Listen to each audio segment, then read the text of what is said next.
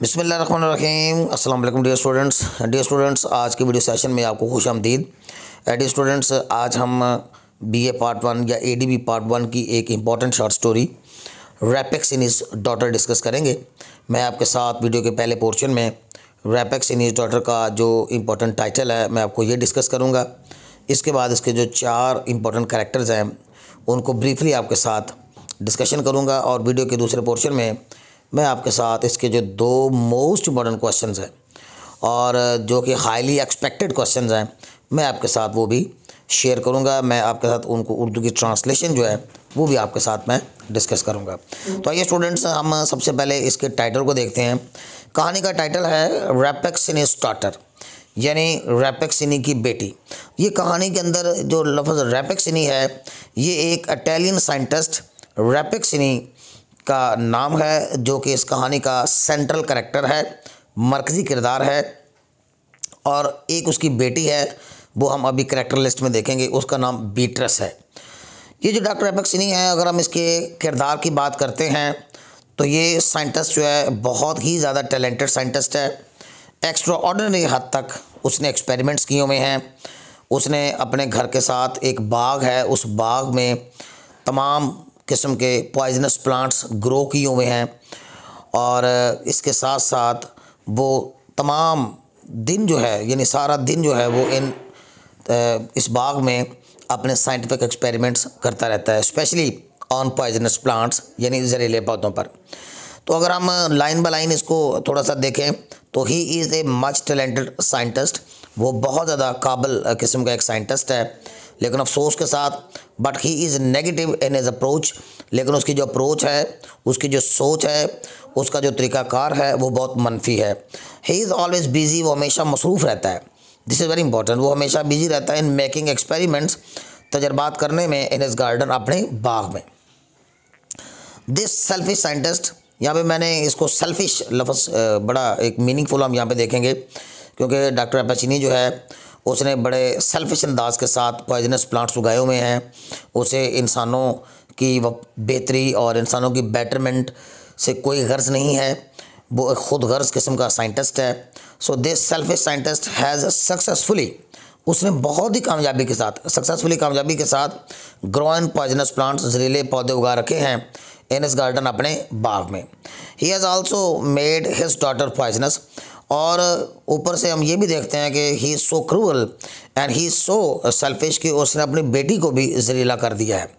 यानी हम ये कह सकते हैं कि he uses his daughter as a material for his experiments. तो वो अपनी बेटी को अपने तजर्बात के मटीरियल के तौर पे इस्तेमाल करता है।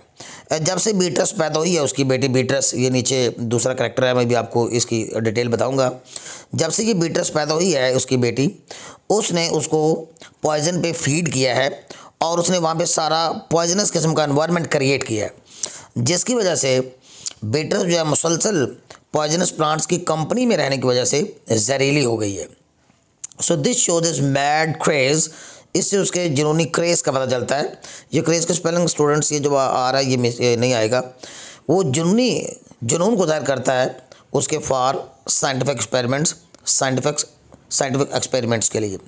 हम ये कह सकते हैं कि चूँकि डॉक्टर रैपेक्सिनी जो है उसने ना सिर्फ पॉइजनस प्लांट्स ग्रो किए हैं, बल्कि उसने अपनी बेटी को भी पॉइजनस किया है, और वेरी सक्सेसफुली उसने ये काम किया है। सो दैट्स वाई उसका टैलेंट अपनी जगह, लेकिन उसकी मनफी अप्रोच जो है वो यहाँ पे काबिल गौर है। इसके बाद कहानी का जो दूसरा किरदार है वो डॉक्टर रैपेक्सिनी की बेटी ही है, जिसका नाम बीट्रस है। Beatrice is also very important character, हम इसको भी डिस्कस करते हैं। She is the young and innocent daughter of doctor Rappaccini. वो डॉक्टर रैपेक्सिनी की एक नौजवान और बहुत ही मासूम सी बेटी है। She has been brought up, उसे पाला गया है, उसकी परवरिश की गई है बाय हर फादर, उसके बाप की जानब से, इन द पॉइजनस एनवायरनमेंट, यानी बड़े ही जहरीले माहौल में। एनवायरनमेंट का लफ्ज़ मैंने यूज़ किया यहाँ पे, और पॉइजनस एनवायरनमेंट से मुराद होगा जहरीले माहौल में उसकी परवरिश की गई है ऑफ द गार्डन, इस पूरे बाग के।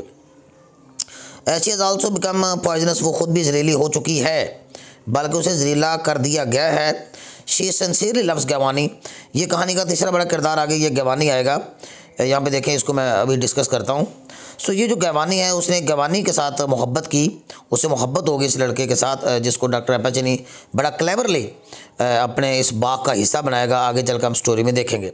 सो at the end of the story, कहानी के अंजाम पर हम देखते हैं शी डाइज पेनफुली, वो बड़ी तकलीफ़ की हालत में मरती है। वाइल कंप्लेनिंग एज फादर, जबकि अपने वालिद से वो शिकायत करती है अबाउट इस क्रूअल ट्रीटमेंट विद हर, क्योंकि उसके बाप ने उसके साथ बड़ा क्रूअल ट्रीटमेंट किया। क्रूअल ट्रीटमेंट से मुराद अगर मैं इसको एक्सप्लेन करूं तो इससे मुराद ये है कि डॉक्टर एपाचिनी ने अपनी बेटी को जहरीला कर दिया और उसे आम इंसानों यानी कॉमन ह्यूमन बींग्स की दुनिया से बहुत दूर ले गया, और वो दूसरे इंसानों के साथ नहीं रह सकती क्योंकि वो पॉइजनस है, उसका छूना पॉइजनस है।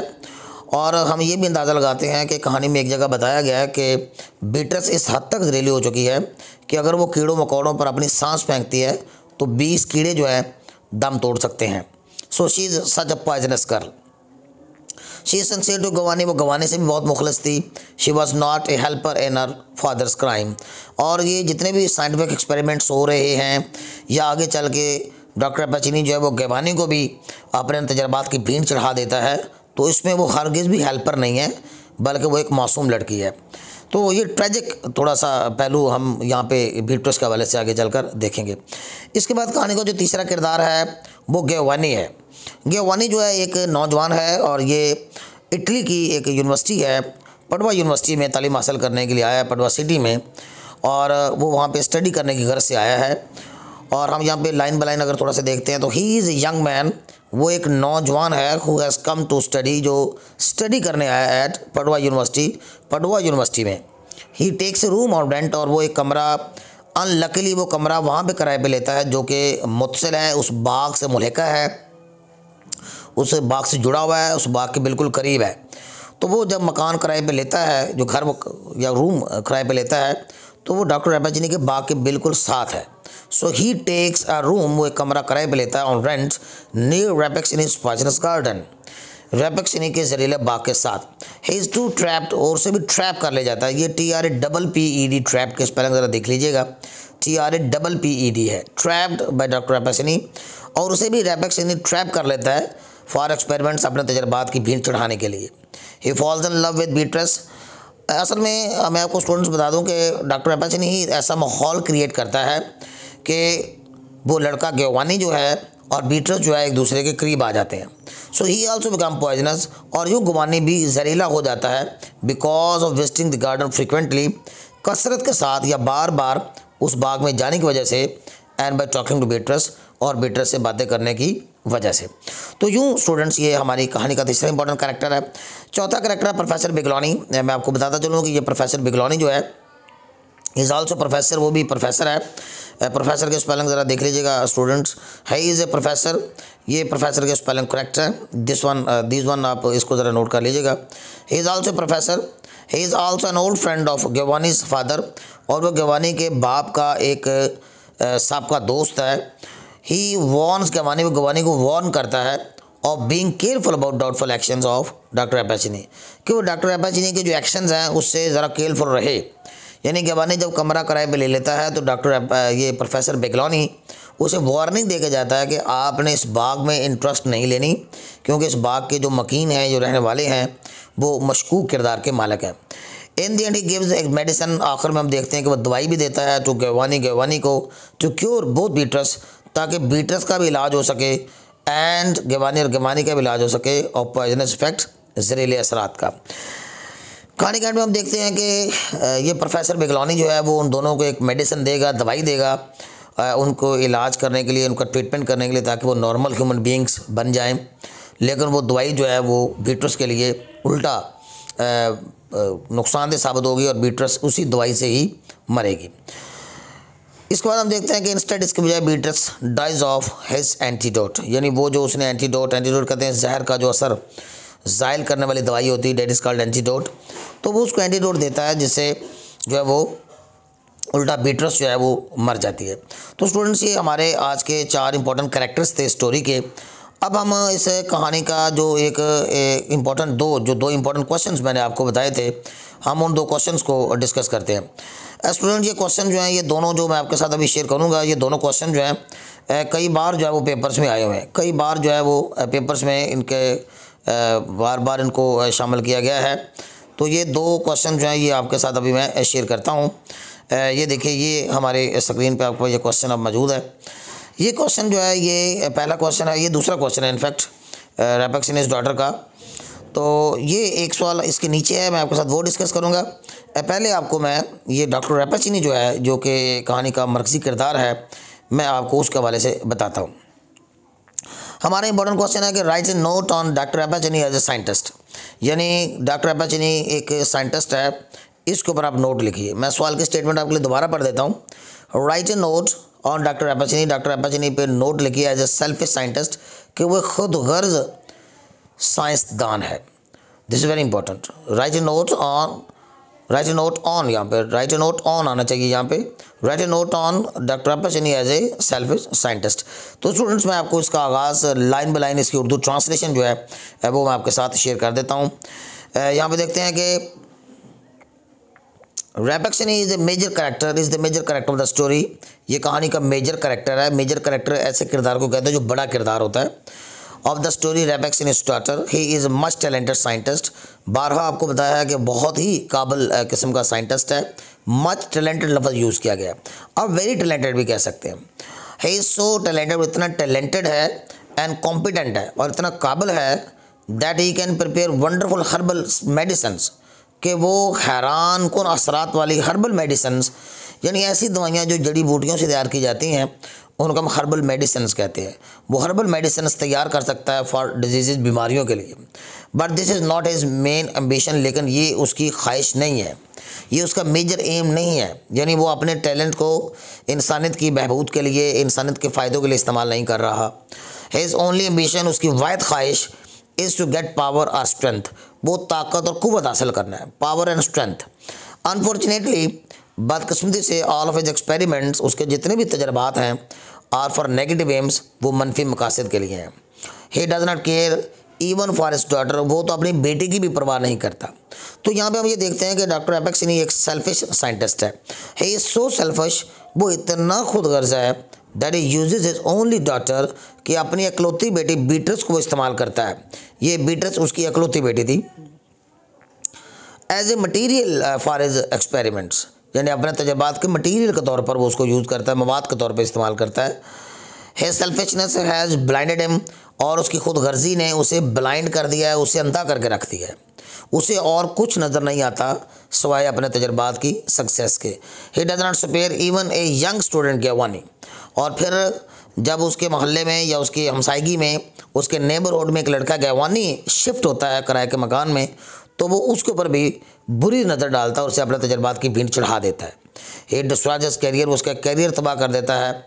Also by bringing, next page पे देखिएगा, by bringing him closer to his daughter, यानी उसे अपनी बेटी के करीब लाकर, क्लोजर होता है ज़्यादा करीब लाना, क्लोज भी कह सकते हैं हम, उसे क्लोज करके या उनके करीब लाकर to his daughter. He is so selfish, इतना खुदगर्ज है that he does not care for the tender feelings of his daughter, कि वो अपनी बेटी के नर्म और नाजुक जज्बात की भी परवाह नहीं करता है। और कहानी के अंजाम पे हम देखते हैं towards the end of the story, कहानी के अंजाम पर, when Beatrice falls down faintly, और जब बीट्रिस जो है वो बेहोश होकर गिर जाती है, चूँकि डॉक्टर प्रोफेसर बेगलौनी ने उनको एक एंटीडोट यानी एक दवाई दी थी उनके बीमारी की क्योर करने के लिए, इलाज करने के लिए। तो हमारी जो हीरोइन है कहानी की बीट्रिस, उसने वो सारी दवाई पी ली, जिसकी वजह से वो बेहोश होकर गिर पड़ी। ये एक्सपोजेस हिज रियल मोटिव, तो अपने वो असल अज़ाइम वहाँ पे उस मौके पे साबित करता है, ज़ाहिर करता है। He says to his daughter, वो अपनी मरती हुई बेटी को कहता है। ये जो रेड लाइन में स्टूडेंट्स मैंने ये लाइन लिखी है, टेक्सचुअल लाइन में से ली गई है। आप इसको जब पेपर में एग्जामिनेशन पॉइंट ऑफ व्यू में अगर हम देखेंगे तो आपने इसको ब्लू मार्कर से इसको लिखना है। तो वो लाइनें इंपॉर्टेंट हैं, ज़रा सुन लीजिए, मैं आपको ट्रांसलेट कर देता हूँ। तो अपनी मरती हुई बेटी से वो एक डायलॉग बोलता है और कहता है कि do you consider it bad, क्या आपको बुरा लगा, टू पोजेस सच पावर, कि आपके पास ऐसी कुव्वत हो, as no power nor strength can oppose, कि जिसकी कोई कुव्वत और कोई ताकत मुकाबला ना कर सके। यानी दरअसल उसने अपना जो लॉजिक पेश किया, जो मंतक पेश किया, जो जवाब पेश किया बीट्रिस को जहरीला बनाने के हवाले से, वो ये था कि मैं तो आपके अंदर इस तरह की पावर और ताकत पैदा करना चाहता हूँ कि जिसकी कोई ताकत और कोई मुकाबला ना कर सके। नेक्स्ट देखते हैं, this also shows is passion, इससे उसके पैशन का पता चलता है, उसके जज्बात का पता चलता है, उसके जुनून का पता चलता है, उसके एक्साइटमेंट का पता चलता है, and craze for negative experiments. That's why he remains busy all the time in making new and new experiments. यही वजह है कि वो नए से नए तजर्बात करने में मसरूफ़ दिखाई देता है। He is always dressed in black coloured cloth, और हमेशा उसने स्याह कलर का मातमी लिबास पहना होता है। ही इज़ सिकली लुकिंग पर्सन, और वो ही बहुत चेहरे से ही वो सिकली लुकिंग है। सिकली लुकिंग ऐसे शख्स को कहते हैं जिसके चेहरे से लगे कि ये बीमार है, और ही इज़ सिकली लुकिंग पर्सन, वो एक सिकली लुकिंग पर्सन है। याद रहे स्टूडेंट्स के सिक का माना बीमार होता है। ही does not have any social relation with anyone, और उसके साथ किसी के साथ कोई समाजी तल्लुकात भी नहीं है। इसके बाद हम आखिरी पैराग्राफ इस स्टोरी का देखते हैं। We can conclude by saying that doctor Rappaccini is a much talented scientist, but his experiments are for negative aims, लेकिन उसके जो एक्सपेरिमेंट्स हैं वो मनफी मकासद के लिए हैं एंड पर्पजेज। हिज क्रेज और passion for scientific experiments has made him selfish, और उसके जो साइंसी तजर्बात की जुनून है उसने उसको सेल्फिश बना दिया, खुदगर्ज बना दिया।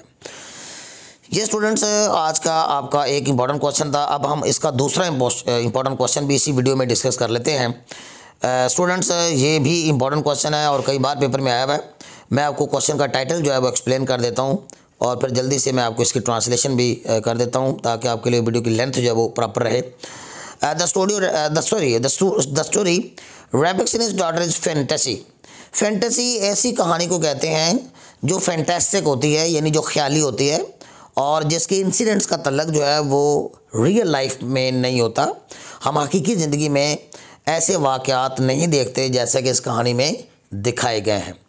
यानी फैंटेसी का मतलब ये हो गया कि एक ऐसी story which contain unreal incidents, जिसके अंदर अनरियल इंसिडेंट्स होते हैं, गैर हकीकी इंसिडेंट्स होते हैं। मैंने यहाँ पे इसकी डेफिनेशन भी आपके लिए लिख दी है, और आप इसको पेपर में क्वेश्चन अटैम्प्ट करने से पहले आप इस को डेफिनेशन को ज़रूर वहाँ पे हाईलाइट करके लिखिए। इन ए फैंटास्टिक और फैंटेसी, एक फैंटास्टिक स्टोरी में या फैंटेसी में देर आर सच इंसिडेंट्स, ऐसे वाक़यात होते हैं which are far away from reality, जो कि हकीकत से अवे फ्रॉम रियलिटी, यानी हकीकत से जो बहुत दूर होते हैं, अवे होते हैं, यानी हकीकत के करीब नहीं होते। सच स्टोरी, और ऐसी जो कहानी होती है कंटेन्स अनरियल इंसिडेंट्स, उसके अंदर गैर हकीकी इंसिडेंट्स होते हैं। ये वो discuss the story Rappaccini's and his daughter, और अगर हम हमारी इस कहानी रैपेक्स एंड हिज डॉटर को देखते हैं इन the light of above definition, इस डेफिनेशन की रोशनी में, ये जो ऊपर आपके लिए दी गई है, Rappaccini's and his daughter in the light of above definition we shall come to know that, तो हम देखते हैं कि ये एक परफेक्ट किस्म की क्या स्टोरी है, एक परफेक्ट स्टोरी है। आइए देखते हैं स्टूडेंट्स नेक्स्ट पेज पे।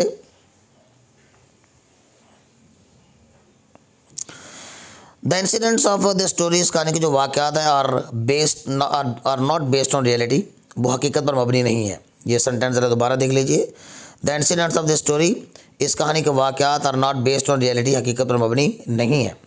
Doctor Rappaccini is a scientist, doctor Rappaccini एक साइंटिस्ट है, and he has made her daughter Beatrice, और उसने अपनी बेटी बीट्रस को बना रखा है पॉइजनस, जहरीला। शी इज़ सो पॉइजनस, वो इतनी जहरीली है, दैट शी बिगेन्स टू फेंट if she does not smell the poisonous plants, और अगर बीट्रस जो है वो जहरीले पौधों को नहीं सूंघती तो वो बेहोश होने लगती है। बिगेन्स टू फेंट का मतलब होगा बेहोश होना, तो वो बेहोश होने लगती है। अब यहाँ पे ये देखते हैं कि ये चीज़ हकीकत से बहुत दूर है। Now this thing is very away from reality, अब ये चीज़ हकीकत से बहुत दूर है। New human beings can be kept alive, और किसी भी इंसान को ज़िंदा नहीं रखा जा सकता बाय फीडिंग पॉइजन, जहर खिलाकर या जहरीले माहौल में।